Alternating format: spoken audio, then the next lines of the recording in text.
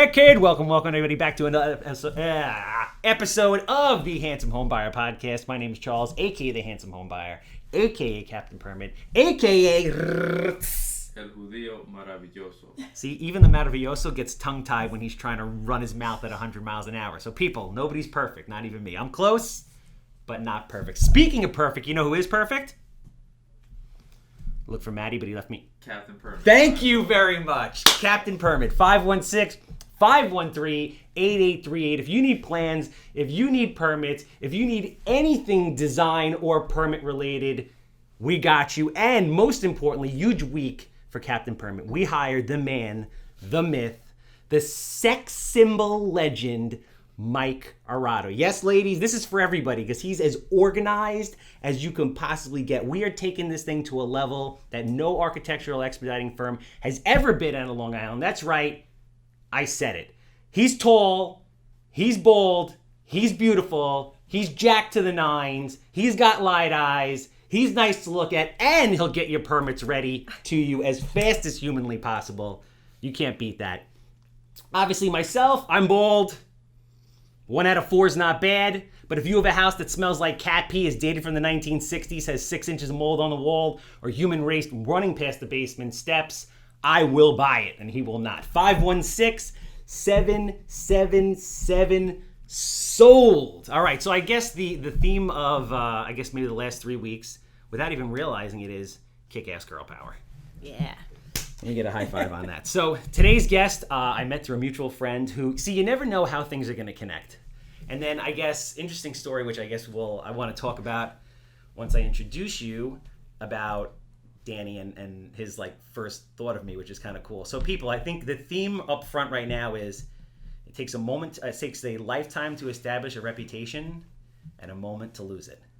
And you have to be very nice to people your entire way up the chain because you never know who's where. You have to do it because you should be a nice person, first and foremost. But again, later on, as life goes on, you don't realize who people are, who they connect with, what kind of jobs they have, etc., etc. So I have a very good friend, Chris O'Connor, who I grew up with, and he has a cousin, Danny Cap, who's one of the most hilarious people I think I've ever met. So I worked at a 7-Eleven as a kid. Danny worked at the Ice's place next door. It was an unbelievably beneficial relationship where I don't drink booze, so I hooked him up with beer.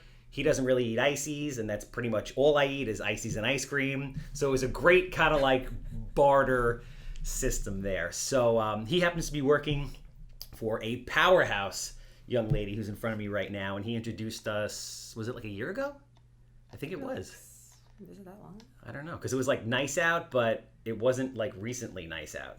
I don't remember when this was. I feel like it was beginning of this year, though. Was it? Yeah, all right, maybe I'm making that up. Yeah. Okay, so only 6 months ago, and I was immediately intrigued, and I started following her on social media because there's just certain I feed off of passion, I feed off of energy, and it was just radiating from across the table. So this is Miss Diana Lilo. Am I saying that right? Yeah, you got it. Lilo. She is the co-founder of Inspire Design. They do interior design. They have, here's the list of kind of achievements to this point.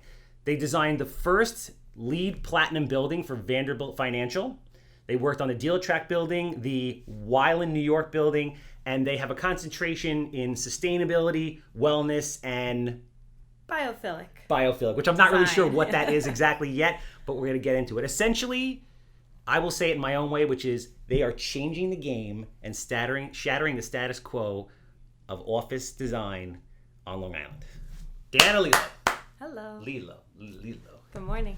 Good morning. Good to have you here. Thank you for having me. I appreciate it. All right, so I want to know. So to selflessly plug myself for a minute, can you tell the Danny story? Sure. So he wanted to introduce us a while back, obviously, and the way he described you to me was he said that you helped him at one of these points in his life where he had to get this project done, I believe for college. He was at Hofstra, and it was an audiovisual project. He had to do some sort of interview or something like that, and nobody would do it. And he was talking to you, and you don't remember this, but you did do it for him, and you got him a good grade on it. So he was all that it speaks to your character. I think he's super like. That's a beautiful thing. He's helped me out so much, and he was just like there for me, and he helped me, and he took care of it. So.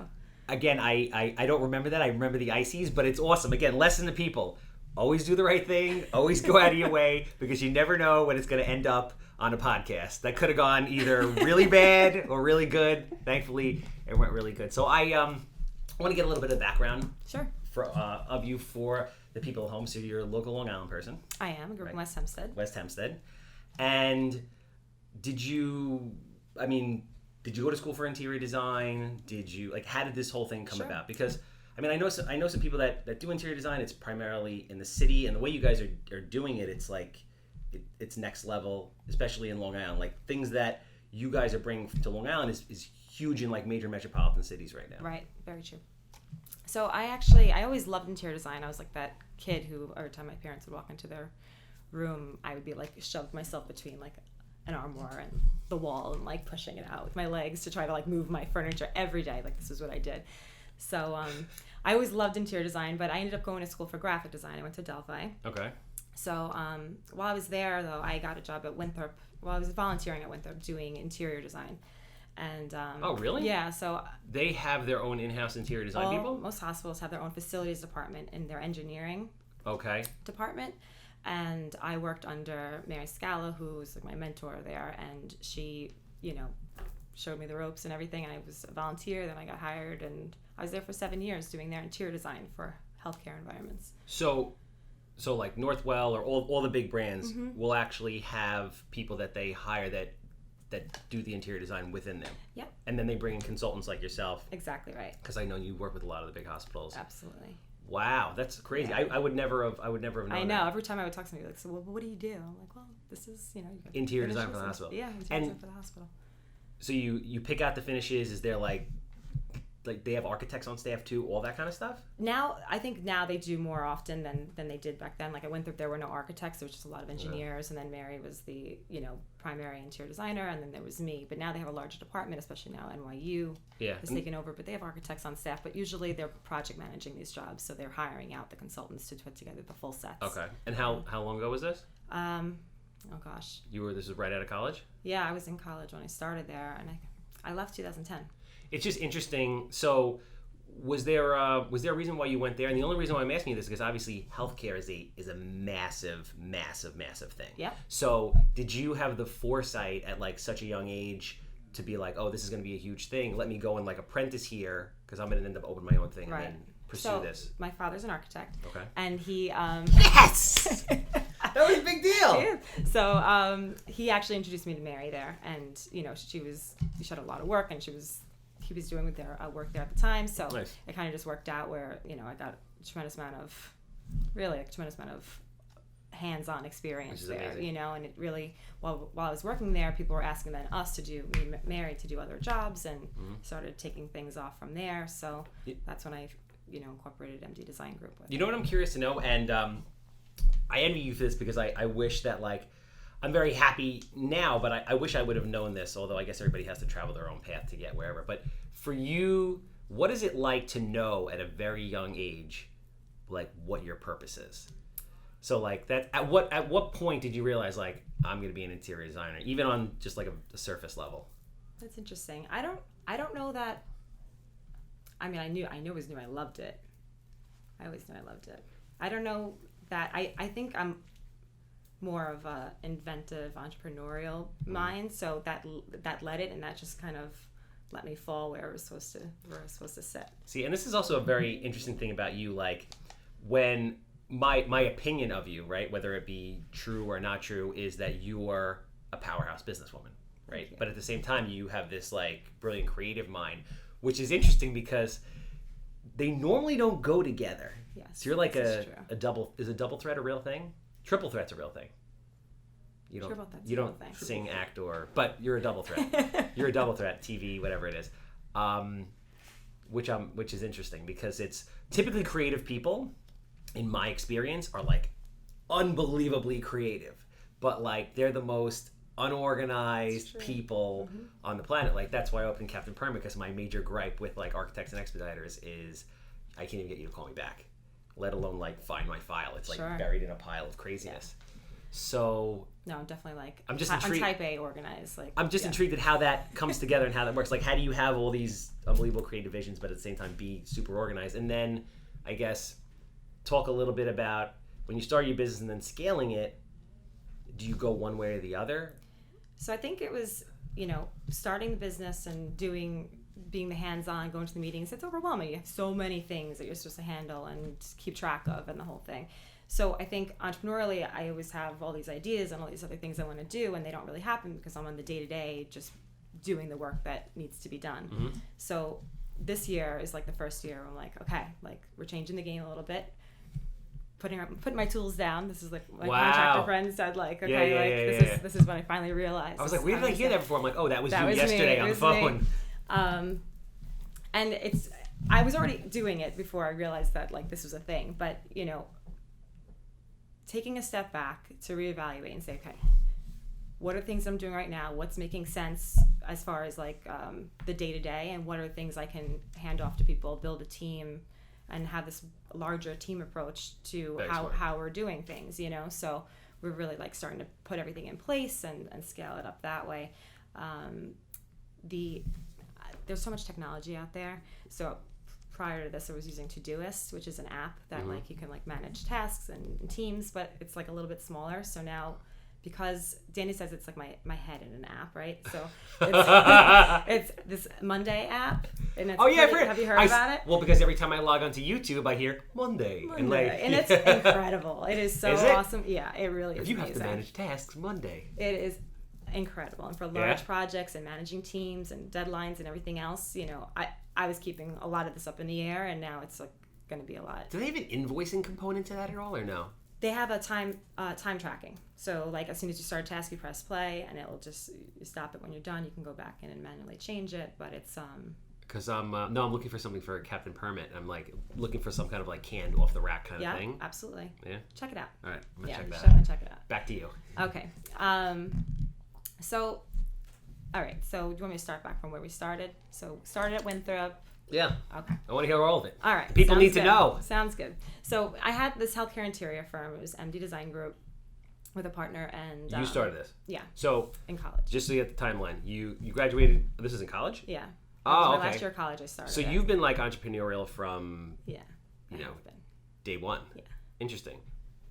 Did that come from like where did that come from? Do you think? I think my family in general has always been entrepreneurial. Like my grandfather owned a fish place in Point Lookout. Like we just my family's entrepreneurial. Yeah, and creative. Both my grandmothers were super creative, and like my grandmother worked at the Metropolitan Museum of Art. Like doing all the displays and different things. So we just have like a very artsy. That is very cool. Family, and entrepreneurial. So I think that's how I got when it. genetics come together to create the perfect storm of business person, here it is. This is where it came from. So I had this healthcare interior firm, right? And it's very specific, and that's what I knew at the time. Okay. So my husband and I in 2008, because I had this graphic design background, right? There was so many graphic things that I wanted to bring to the interiors, and now it's kind of very commonplace. A lot of people are doing the two different specialties together. Okay. But back then, nobody was really doing it. So we had the graphic design firm. All these ideas that we had, nobody knew how to fabricate them and install them correctly. So we started this. We had a mentor, one of our guys from our shops mentored my husband, who's my business partner, and showed him the ropes from like the signage standpoint. Mm-hmm. And then so from fabrication and install standpoint, he's able to kind of handle all of that. And now we've kind of put everything under one umbrella. So we do interior design, right? Okay. We'll do corporate offices, healthcare interiors as well. And we don't just stop there. So we custom design the wall graphics, the artwork, the signage, and then we fabricate and install those components as well. So we really take that whole concept that we have, and we can bring it all through to fruition.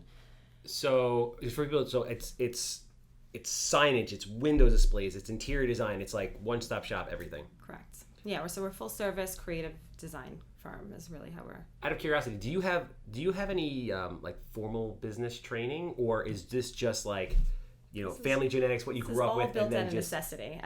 Everything that we've built so far has been built out of necessity. Like we're launching actually an artwork platform as well. So we custom design all this artwork, and so now we're creating these collections that people can go on and actually pick what substrate, but meant for facilities departments and corporate offices and real estate development.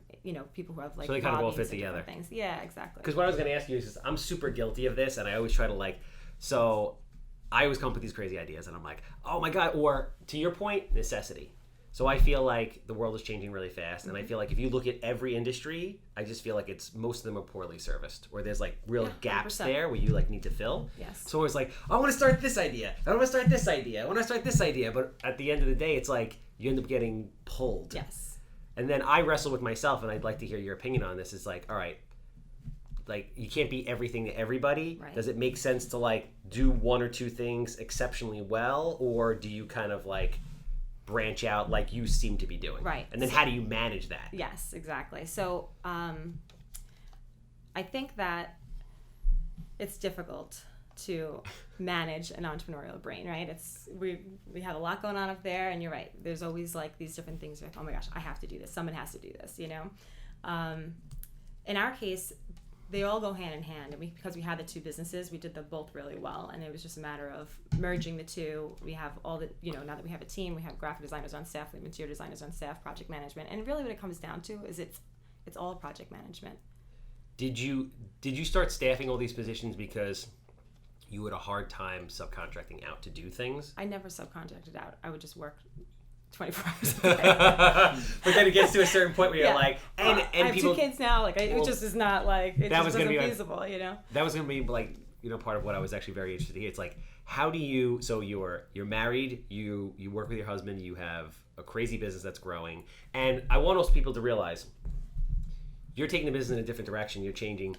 This business has been functioning for 10 years. Is that correct? 11 years. Yep. So it's not like this isn't something that you just started doing yesterday. Like, business is like a constantly evolving thing, and it takes a lot of time to get traction. It's like, so I kind of want you to talk a little bit about, when you launched the business, any fears, what that was like, and then kind of like the ride from like year one to this point. Okay, sounds good. So, so MD was my original company, was just built because people were asking us to do things, so like our first job was like Stony Brook Medicine. We went in there, did the medical records department. That's why we actually had to incorporate. That's awesome. Yeah. And from there, our business has always been referral based, is really the long short of it. Okay.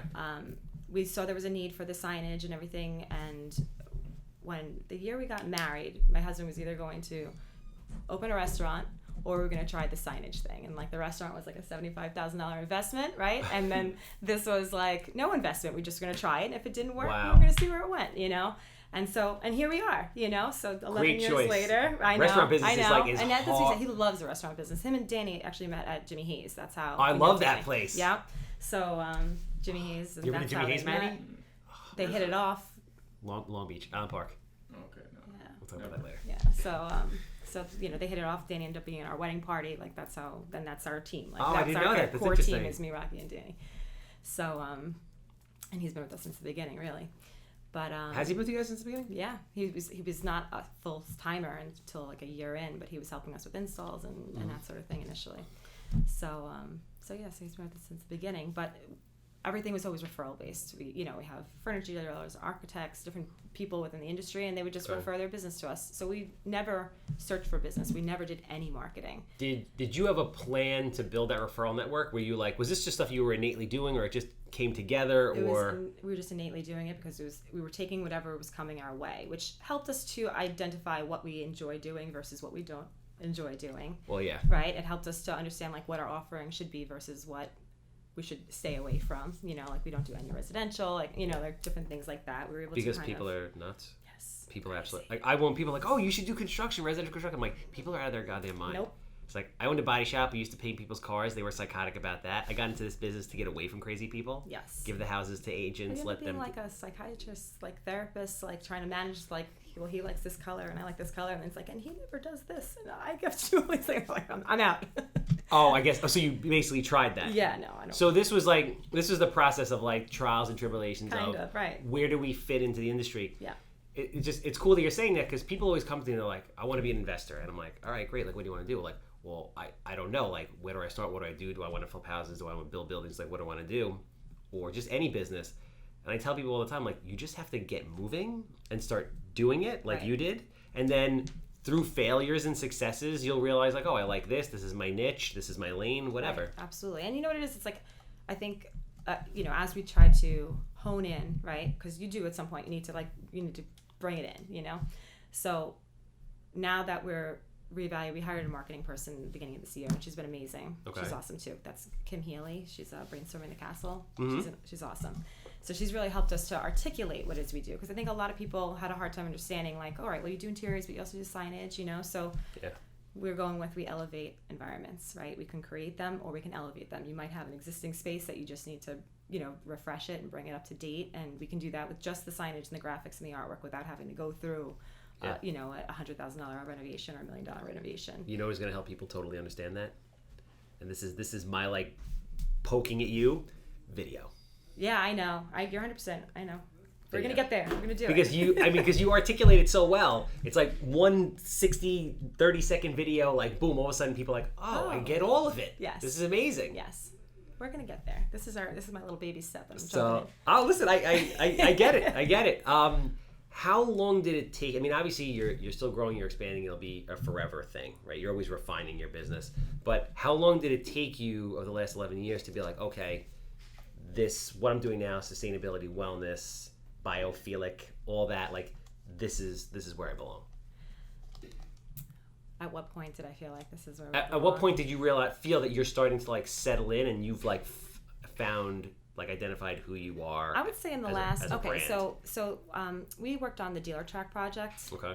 It's 230,000 square foot building built by TriTech. Explain to everybody what Dealer Track is exactly. So Dealer Track is an automobile tech firm. So they pretty much manage the software and the process from the time the car gets off the boat straight through to the sale. So they manage, like, it's literally for dealerships. I don't for even all the dealerships. Yeah. Wow. The nation and probably further. So they have locations all over the country, but they were building their New York headquarters here. Okay. So it was a humongous project. TriTech was the developer with Casagna Realty, and Spectre Group did, like, the exterior of the building. Combined Resources did the interior tenant architecturals, and we did the interiors, furniture, finishing, signage, artworks, graphics, the whole thing.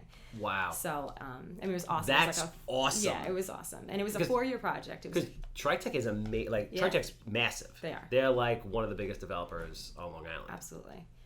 So, it was a massive what was that project. like?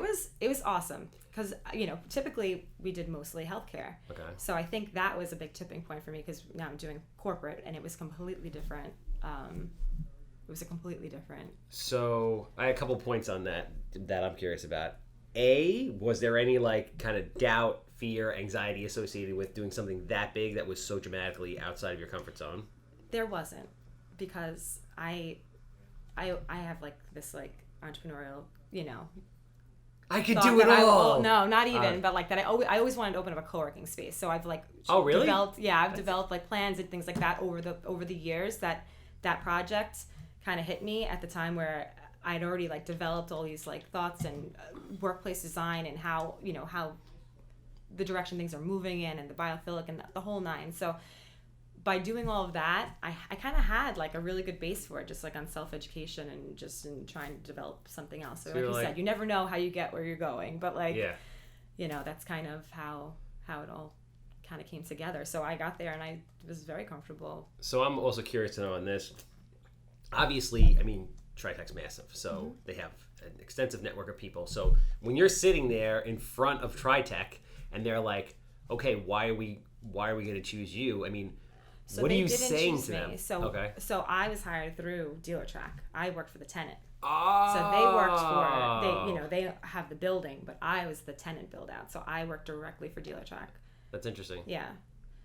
So I guess there's more than one way to skin a cat. There is. But as a result, like, so how has that experience kind of, benefited and helped your business? Because obviously you deal with them. Sure. They're huge. Mm-hmm. It's a word of mouth thing. Absolutely. I assume they were very happy. Have you worked with them since then in any kind of capacity? TriTech? Yeah, TriTech. I haven't. No. not like specifically. Like Okay. they're doing a lot like in downtown Patchogue and things. Yeah, like that, no, know, that's that's their shtick. I think they do a yeah. lot of industrial type They of stuff do. too, so it's a little bit different. Yeah, we're actually doing a ambulatory surgery center in East Setauket that they're on. Okay. So that's like the next most recent one that we've. I didn't realize that they did so much development for other people. Yeah. I mean, obviously they're doing stuff in Patchogue, but I didn't realize that they built out so much for other people. Right. So, keep taking me through. So yeah, so that was like a 4-year project. Okay. Halfway through the project, they got bought out, dealer track, Okay. by Cox Automotive for like $4 billion cash. It was like this crazy thing. So halfway through this project, now everything's kind of changing, and there's new people coming in. And this is mid-project. Mid-project, after everything's developed and the whole thing. So, long story short, it was a wonderful experience, and it's a great place to bring other clients to go see like this is what we're capable of, But I think that is probably where we realized, okay, like there's this other opportunity in this corporate, and you know what it is? That was a big corporation, so it's different. Okay. But when you work for hospitals, you're usually working through an architect for a facilities department. They're reporting to other people. There's all these layers and like political and it's just a whole nother thing. So it kind of like stumps your creative abilities there, and when you can work with corporate, I think there's so much more opportunity to use your creative license and to take more ownership of the project. And we realized that's what we want to do. We want to have more ownership. We want to be able to lead that client and hold them through the process, you know what I'm saying? Whereas opposed to just being like something on the back end. And on Deal Track, we were more on the back end, but we were working so closely with the client that it kind of gave us like that exciting, rush. That was like kind of like the eye-opening. That makes sense. And I guess it's like, listen, in every business, to your point before, like at the beginning, sometimes you have to do products that you really not necessarily don't want to do. Sometimes you have to deal with clients that you really don't want to deal with until you get to the point where you can pick and choose who you work for. Exactly. So I'm actually really curious to know, to hear about the Vanderbilt Project, because that sounds fascinating. I want to meet that guy because he sounds gangster. Awesome. So I guess just let everybody know what LEED Platinum is, so they understand what that is. Okay, so LEED is Leadership in Energy and Environmental Design, and it's a certification. It's like you have to go through a bunch of different points. It's a point system that you have to reach. But this guy had this amazing like sustainable initiative, and he bought this building in Woodbury, 125 Frolic Farm Boulevard. And he wanted it to be the first LEED Platinum office building on the island. So we went through these, we actually kept most of these existing structure, which gains you some points. Yeah. We used sustainable materials throughout. We used carpeting that was actually made from the nylons rather were made from recycled fishing nets from like the Philippines. Oh, that's dope. There's and most I want of the to see this place. Yeah, it's got to be. They have pictures online awesome. Or anything like that? I have on the website. All right, cool. But it was like a super dated columns in the corridor, but we were able to refresh it completely by keeping a lot of what was existing and then just creating points of dynamics and using some sustainable materials. He has solar panels on the top, and he's all about like quantifying how what are they doing, how much are they saving in energy, and so on and so forth. So he's doing a really good job of advocating for it, and he's really involved with the UN right now, and again on the sustainability tip. So he's doing a lot of interesting things.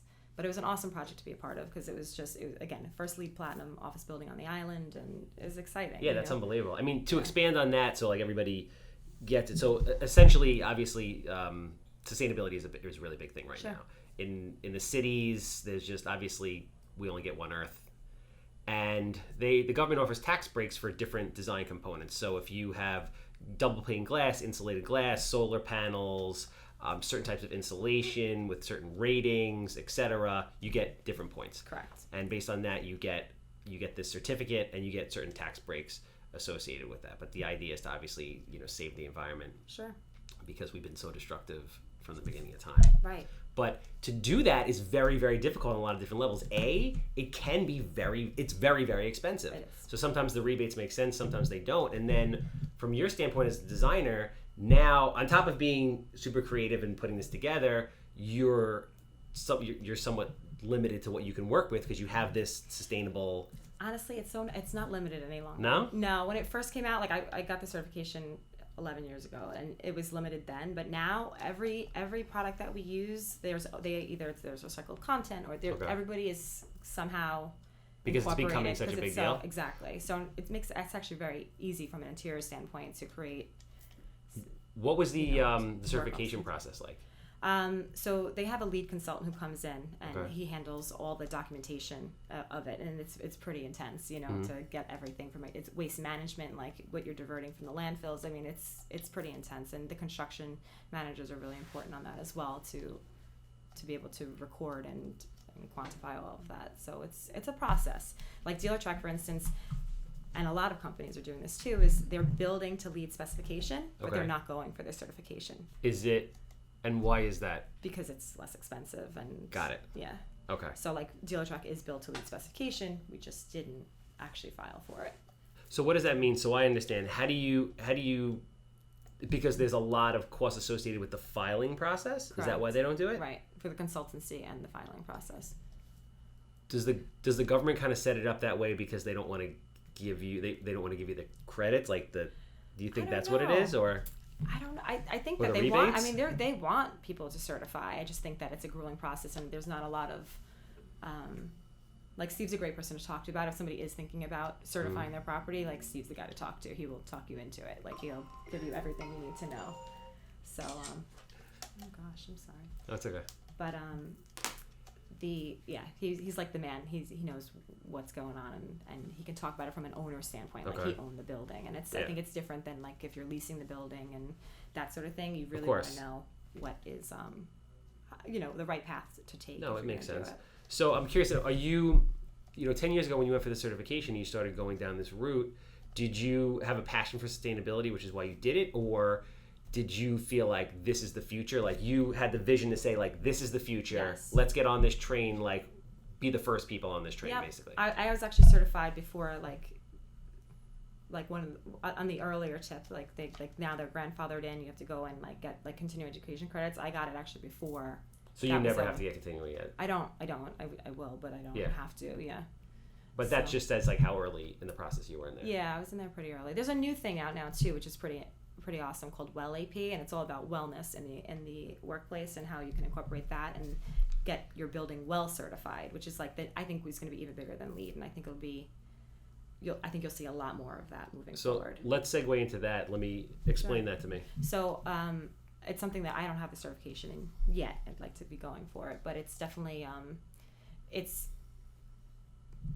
important for everybody to, or for as a business owner, to incorporate wellness into your interiors. So, how you can do that. Biophilic design is huge with that as well. So biophilic is how people connect to nature. Okay, so how do you bring the outside in so that you can decrease people's blood pressure, make them more productive? It all ties in. And this is all proven. Like they have studies to back all this stuff. How do you do that? Because all I ever wanted in my first apartment was an orchid. I'm like, the orchids are fucking dope. I'm going to get this orchid. This thing died in 3 days. And I tried it a couple times. Died. So like, how does this happen? Okay, so I mean, it could be as simple as bringing in textures that are reminiscent of the exterior. You don't have to necessarily plants. Just bringing plants in doesn't. That's okay. It doesn't have to be actual nature. Okay, yes. Got it. Okay, so things that represent nature, and we did a lot of that at the Vanderbilt Financial Group as well. Like wavy sculpted wall panels and slate, and natural materials, reclaimed wood, different things like that. Those are all ways that people can connect to nature, and when you incorporate them into your interiors, it just creates a sense of well-being, and that's what you want to create. So I'm super curious to know about your creative process and how you come up with these ideas, if you can verbalize that, and then where you go out and find these wonderful things. Meaning like whether it's furniture or paint colors or wall textures, whatever it is. Okay. So as an interior design firm, we have a bunch of reps for different wall coverings and carpeting and things like that. So we actually hold like rep days once a month where all the reps come in. It's like a rotating day where they each come in, they show what's new. So we're always That's up on awesome. the up. Yeah. So, and a lot of our clients, that's like the big thing that they say is like, you showed me something that I've never seen before, and that's part of the reason. And the other thing that we do is we try to go to trade shows that are not necessarily meant for us. Does that make sense? So we try to go to these Yeah. different trade shows to say like, okay, well, what are they using in this market or in that market, and how can we apply it to what we do? Give me an example of trade shows that you go to that are outside. So, like for instance, we started going to different signage trade shows, and they'll have materials that people aren't thinking about necessarily using on the interior, but you know, you can do now like the graphics on the floor where you're creating a design yourself, and you know, different things like that. Okay. BD&Y is one that we go to, which is a boutique design. So I was doing healthcare, Okay. but boutique design is completely different than what I would be, you know, needing necessarily. But they have like the most awesome, fun, interesting materials. So like for feature walls or different things like that, where you know it's not necessarily going to take a beating because it's in a specific area. Like we can 100% incorporate these different materials. So just kind of reaching outside the box that way, and then just using what we know and pulling it into our designs is kind of how we start that process. But then the other thing is, you know, especially with like more of the corporate jobs that we're doing, when we design for them, we're really approaching it from like a brand awareness kind of, we're building the brand from the inside out. Okay. So like we're taking your values and your mission and we're creating a space that represents you, right? So I would say that like half of it's our creative vision, and the other half is really listening to the client and developing something that not represents what we want for the space necessarily, but like what embodies your brand. Yeah, it's the culmination, which makes sense. I feel like a lot of people in every business, they're pushing it's very one-sided. Either the client is very difficult to deal with and only wants, like, so my sister is in advertising, she's a copywriter. Nice. So the clients, she's always complaining that the clients doesn't want to listen to her. They're hiring her, they're paying her all this money, but they don't want to listen. Mm-hmm. And then there's situations with the other end where it's like the consultant is pushing their views too aggressively. So I guess when it comes together and a balance, and that speaks to you as a business person and a communicator also, because you have to set the tone for that. Right. Like you have to bring people into a safe creative space where they feel like they can share and back and forth. There's like a healthy back and forth. Right. It's funny. I have one of my clients, Weiland, in New York. I love that name, man. Yeah, Darren Weiland. He does a lot of. He has his firm is here, and then in Florida and in Las Vegas. So we're about to do his Las Vegas. What do they office. Digital marketing. Okay. Yeah. So when he brought us on, he actually found me. He went to a gastroenterology suite that we designed, and he loved it. And right, like for himself, I don't know. Like he's going for a colonoscopy. No, I don't know and he's if like, going, who did this? But he was in there. He had seen the space, and he was just like, "Who's your designer?" I like to design his digital marketing agency. So like, if that speaks to anything, I was like, all right, well, that's interesting. That is pretty awesome, right? So when I started working with him, you know, he has a business that was operating and doing well and flourishing, but he wanted to change the culture, and he wanted to change the age and demographic of the people working there, and he had he wanted to make it more hip and more. They're in Melville, so he's like, how do I attract talent here, right? Yeah. So we were tasked with designing a space that would be upbeat and that would attract people from Manhattan, Brooklyn to be here. And he says it. He goes, in the 6 months that I've had this space, he goes, my team members are now all from the age 22 to 28, which is exactly what I was looking for. So we kind of changed his entire business growth strategy from an interior perspective, which is kind of weird, but like awesome. No, that's amazing. And I think he had said to me, he's like, because I like to go back and like kind of pick my clients' brains and see like, okay, like, well, what's your feedback? Like, what did I do for you? Like, I know what you hired me for. You hired me to do your interiors, but what did you actually gain from this? Or like, what was your experience with it? That's awesome. And which is really which is a ballsy move on your part, which is what people should do, but they don't. A, because they're already focusing on the next thing, but B, because sometimes they don't want to risk what they're going to hear. It's true, but and that too. Like I've gotten some great feedback that way too from another client. Like we're just like, oh yeah, okay, yeah, you're right. So with Darren, he said you need to make. He's like, what you did for me is that you made me uncomfortable. Wow. And he's like, and that made me like really want. Like I knew I had to listen to what you were saying because it made me uncomfortable. Like you were talking in a different level than where I was, even had my head at that moment. And like that really speaks to his character as a person. Yeah. So office is a very difficult asset class on Long Island. I mean, it's massive in the cities right now because there's like this big agglomeration of people moving to cities for a number of different reasons. But talent on Long Island is a very big problem. Absolutely. And office class is the weakest asset class kind of as a result of a lot of businesses moving to the city or leaving New York, whatever it might be. So this is an awesome thing for business owners to be able to attract like top tier talent through this kind of workplace. Like if you go into offices, most of them now, it's like very dated, boring, cookie cutter type of thing. Cubicles. And it's cubicles. And like it's not really about the money for people in the sense that everybody has to make a certain amount of money so they can afford to live here. It's a very expensive place. But above and beyond that, like when you have options as someone that comes out of a great school or has has something great to offer a company, you can go anywhere you want. So I'm curious to know kind of how your clients are using you and design to create these unique kind of spaces, and what kind of spaces are they to lure in top talent? Is this a new thing? Well, I mean, there's been a huge shift in workplace design. You know, they call it like resumercial, right? You're creating resumercial. Yes, so it's like you're creating spaces where people feel like they're at home in it, and there's a million different ways that you can work nowadays, right? You can be sitting at a regular desk, you can be at a sit-stand desk, you can be sitting in a little huddle room, you can be sitting in just a telephone room. So creating all these different ways for people to work. And what I thought was super interesting, a couple months back, I went to my daughter's school, and in the classroom right now, they have kids doing exactly that. So there has to be like the white papers behind. Where did she go to school? Support at Chatterton and Merrick. Okay. It's regular public school? Yeah. Wow. Regular public school, so they have certain kids who have a different attention span, standing up at the stand-up desk. They have like a workout bike with a desk on it where the other kids working. They have like the little, that's brilliant. Like the yoga ball. They have other kids sitting at the yoga ball, and I think that's incredible. Is anybody else doing that? I've never even heard of this. They have to be. I was shocked because I know from a workplace standpoint, I've been incorporating these things for the last few years. That's unbelievable. But how great is that? I mean, amazing. Everybody has a different way of working. Everyone has a different attention span, and to be able to incorporate that at that level, but just goes to show you that when those kids come out of school, these are the things that they're going to be expecting. So you need to, in the next 10 years, build your workplaces. That's interesting. Right? You need to be able to build your workplaces to incorporate all these things. Otherwise, people aren't going to come. People are not going to want to come to the city or come to the island, because in the city they are putting these practices in place. More commonplace, anyways. That's crazy. Is that awesome though? I mean, that's awesome on so many different levels. I mean, I have ADHD to the max. Okay. I was like a very misunderstood kid in my opinion, except one teacher, Miss Smithy, God bless her.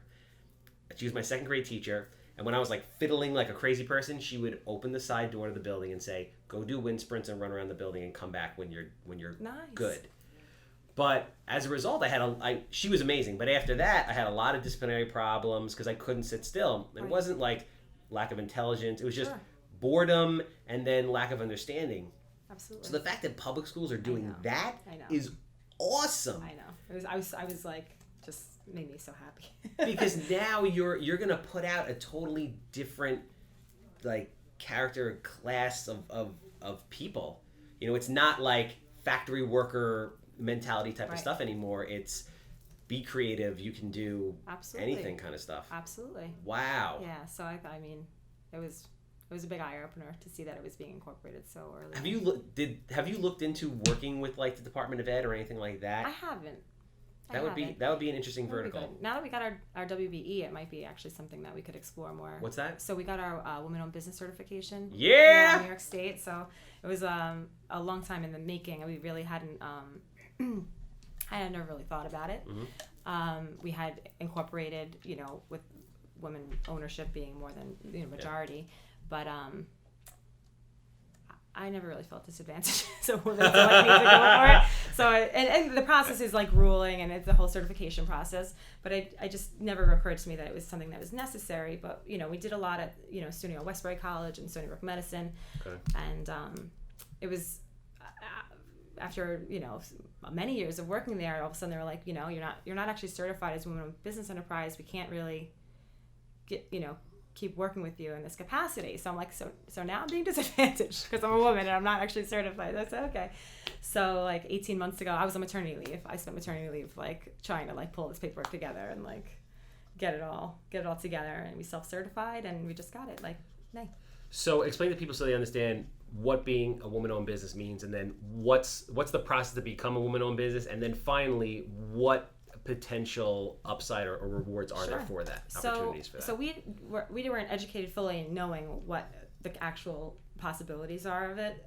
Now that we have it, we're taking all these different webinars, and there's so much out there and so much available to us. We probably should have done it from the get-go, but we were doing it to continue working with like the state facilities that we were already working with, right? Because they have like a mandate. They have to give 30% of their contracts they need to give to women or minority-owned businesses. As a lump, like together. Yes, as a lump sum. Okay, got it. From what I understand. So it's kind of a check the box thing. So Correct. There is this 30% of all the work that they give is this opportunity for people like yourself. Correct. All you have to do is go for the certification, and you get that opportunity. Correct. And it still you have to go through the bid process and everything Yeah, else. of course. But again, like you said, if they need to check off a box and you fit their requirements, you do give them like a capability statement of like these are the things I can provide you with, the That's NAICS awesome. codes and the whole thing. But now that we have it, we're seeing everything else that's available and out there. All development. If you go for like an IDA loan and different things like that, like a lot of times you need to fill that same requirement if it's coming from the state. So Wow. yeah. So I think there's a lot more opportunity for us there than I even, we were working on the state schools, but like I think like from a development standpoint, that's probably where we should like kind of tailor our thoughts and efforts to at the moment.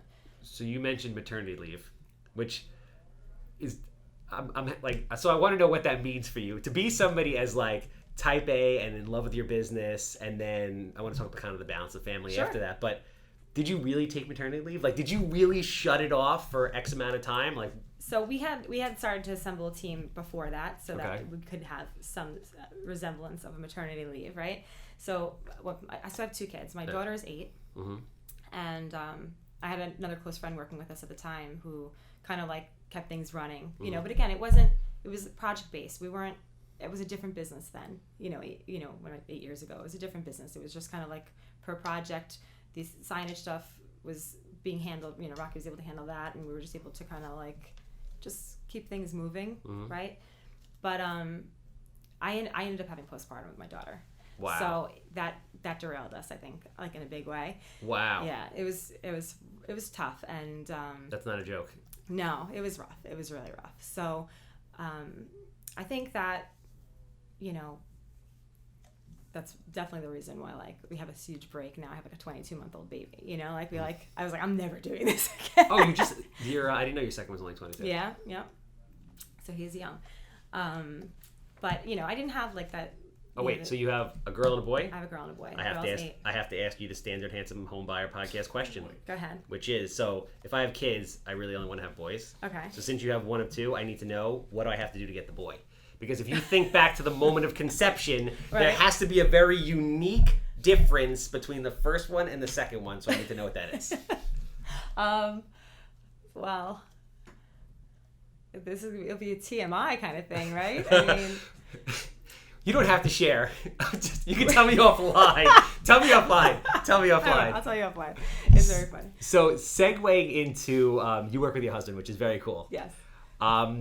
What is that like? So you guys have been together since you're like kids. Yeah. Like kids. 21 years. It was just our 21-year dating anniversary. We married, like, it'll be 11 21-year dating anniversary. Yeah. So you guys have been together since high school? High school, yeah. Been together since high school, worked together. Yeah. Right? Built this whole thing from nothing together.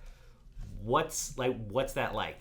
So we've always worked together. Even in high school, like worked like the Sandcastle caterers together. We just, we always just had a good time together. So I think we've always worked well together. He's like my partner and everything. Like couldn't gotten through the postpartum like without him. Like he was incredible. Like he's amazing. So we support each other that way. And there's this. Like, cause some people are like, I need my own personal space. I could never work, but like then some people it really works for. And I think it's amazing to be able to have a significant other who's your partner in life, your partner in business, who you can constantly, because work when you're type A, at least for me, I wouldn't want to say work's your life, but it's a lot of your life.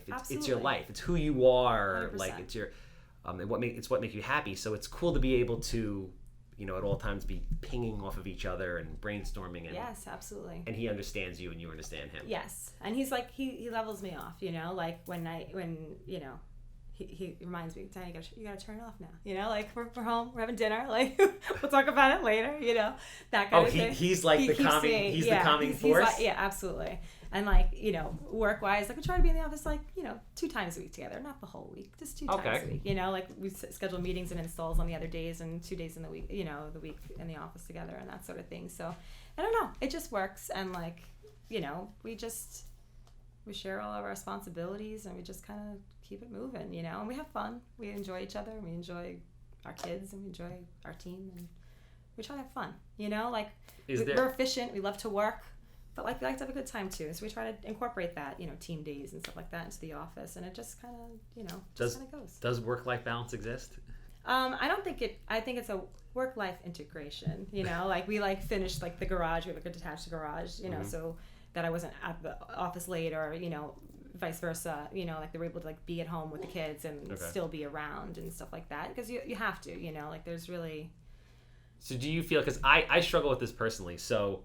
Do you feel that, was there a point in time where you were like, okay, obviously you're super ambitious, you want to build this thing, but kids, like you want to have kids, but kids are a lot of work. Kids are a lot of work. Like they seem like a lot of work. A lot of work. So, like I watched my girlfriend's dog for like 48 hours the other day, and I'm like, wow, this is like 1/8 of a kid, and this is like a lot.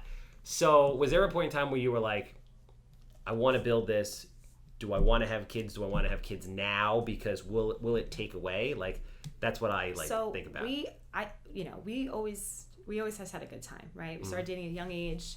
He asked me to marry him. I thought he was like kidding, like really? Yeah, I wasn't like that person. Like I need a like we were just having fun. Like we always had just a great time.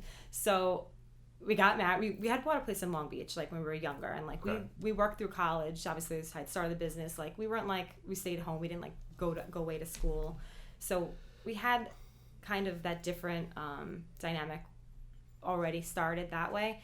When we moved to Long Beach, we had a great time because it was super fun and everything else. But got married in the studio apartment that we're actually working out of now because we turned it into an office. Nice. But I guess we never really talked about having children. It was never something that we actually talked about. Mm-hmm. So then we got kind of knocked off. I was married, but we got knocked off, right? So then we had to kind of deal with oh my gosh, we're gonna have a kid, and it was super emotional and the whole thing because it was not something we ever really talked about. We were just kind of enjoying ourselves, because I don't know, it was just those people we just never really talked about it, which I think is odd. Most people talk about it. Having kids? Just life in general that way, like getting married, and I think there's a lot of girl pressure sometimes. I want to get married. We just didn't have those conversations. Yeah, there's societal pressures. Yeah. The cool thing about your business and life seems to be everything just flows very well. It's been flowing, yeah. Which is beautiful. Thank you. 2 last questions I have is, where do you see the future of Inspire Design going? Give me the next 3 years, 5 years, 10 years. So now that we've refocused our marketing and our mission and where we're at, we want to have a little bit, like I said, more ownership, but we want to kind of pick our clients as opposed to just having the referrals come in, right? So we're doing a lot more networking and putting ourselves out there a lot more. I'm going to get on some videos. Yes. And I think just attracting exactly what we're looking for as opposed to just letting whatever come our way. Makes sense. Does that make sense?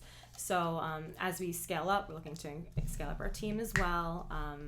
Looking for those businesses that are innovative and already moving, but that they're at that pivotal point where they're ready to jump off and take the next step, get their bigger office space, create an environment where they're looking to foster their company culture and really push everything forward. And we want to be there for that ride. We want to be that extension of their design team or of their team where they can rely on us. And a lot of our clients are doing that now. And I think we have a couple of their smaller offices, and Metro Physical Therapy is a big client of ours where 7 or 8 years ago we did their branding and one space for them, and now they have us doing all their standards for all their facilities. So they have 10. We've opened up 3 in the last 6 months, and they're going to open up another 3 in the next 6 months. Wow, that's amazing. The way that we've created their standards and really just managing that process for them is making it so much more streamlined. And again, they're innovative. They're trying to make waves and do things differently, and we want to be a part of that because that's what we do.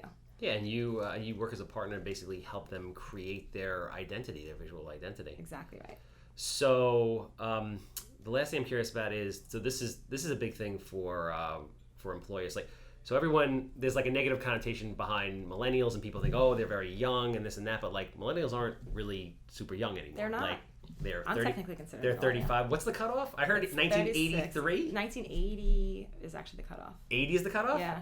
So like I'm a cusper. Yeah. All right, that makes sense. Yeah. I could deal with that. Well, I say like I feel like we have like the best of both, because I feel like we have that work mentality. Yes. Right. You know what I'm saying? Because we're on that cusp. I think we have a different work mentality, but we're innovative. We're the same age. I'm 35. Okay. How old are you? I'm 39. 39. Yes. So I was born end of 79. Okay.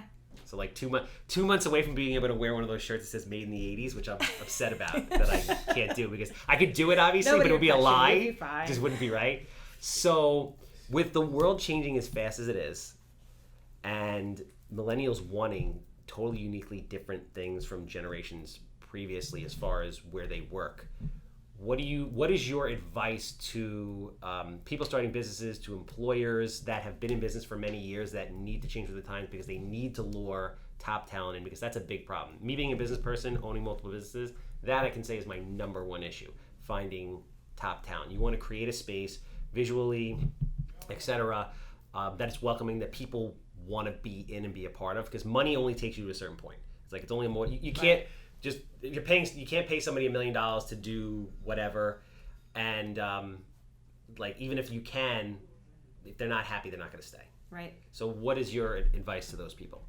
To the companies? Yes.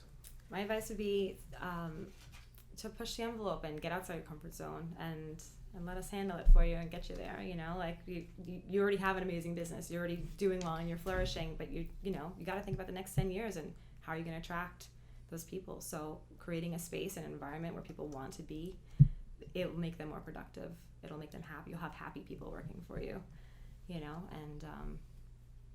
and it's really your brand. It's who you are. It's your mission, and incorporating that into the space is like a perfect way, not only for attracting your team members, but for attracting your clients. You know, you want to build a space where they can say, oh wow, they've got this, you know, and that's what we help with. Beautiful. Yeah. Couldn't have said it any better. You fucking rock. Thank you. Likewise. If people want to find you, if they want to talk to you, how do they find you? Phone number if you'd like to share it, social media presence, etc. The floor is yours. Our Instagram is id-inspired design, and our website is id-inspireddesign.com. Awesome. You rock. You're an inspiration. So I really much. appreciate you coming out. Thank you so much. I appreciate it. And obviously, if you have a house that smells like cat peas, dated from the 1960s, 6 inches of mold, and you just want to sell something fast, I want to buy it faster than you want to sell it. 516-7777 sold.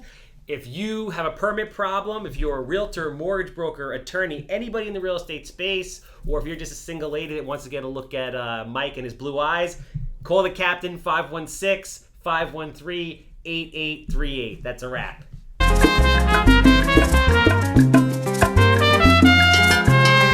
Orgulloso estoy de mi herencia judía. Benjamín Ben Shlomo, cuando me llaman a la torre, así me llamo.